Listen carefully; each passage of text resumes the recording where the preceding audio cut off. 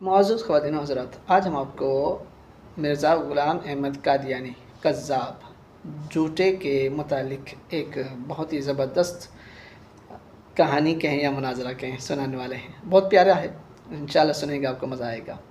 یاد رہے 7 ستمبر کو پاکستان میں یوم تحفظ عقیدہ ختم نبوت کے طور پر منایا جاتا ہے۔ اس دن 7 ستمبر 1974 کو پاکستان میں باقاعدہ قانونی طور پر قادیانیوں کو غیر مسلم ڈکلیئر کیا گیا تھا۔ ویسے تو ہے یہ کافر، لیکن قانونی طور پر بھی انہیں کافر قرار دیا جا چکا۔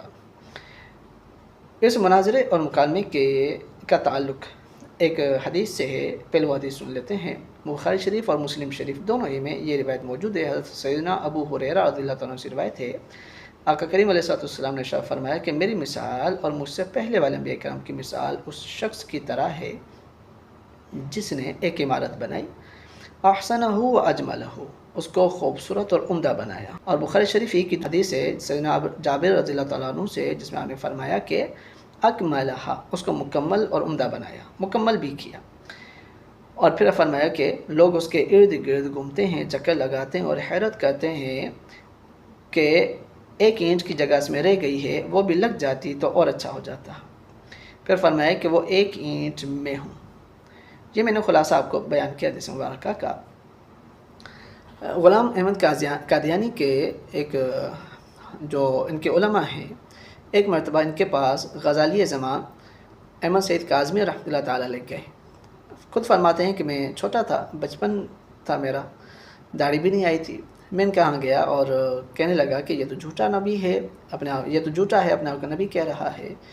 حدیث مبارکہ تو یہ ہے کہ حضور نے ارشاد فرمایا، میں نبوت کے اس محل کی آخری اینٹ ہوں، میرے بعد کوئی نبی نہیں آئے گا، وہ عمارت مکمل ہو چکی۔ تو پہلے تو وہ لوگ خاموش ہو گئے اور بعد میں کہنے لگے کہ جناب ہم مرزا قادیانی کا پلستر کر دیں گے۔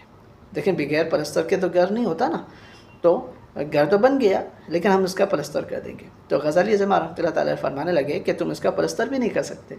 کیوں نہیں کر سکتے؟ اس لیے کہ نبی پاک علیہ السلام نے ارشاد فرمایا اکملہا، اس کو مکمل کر دیا۔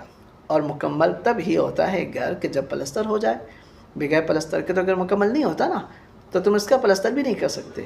اب وہ کچھ سوچنے لگے، اس کے بعد کہنے لگے کہ ہم اس کا رنگ و روغن کر دیں گے۔ تو آپ نے فرمایا کہ رنگ و روغن بھی تم نہیں کر سکتے، کیونکہ رنگ و روغن زینت کے لیے ہوتا ہے۔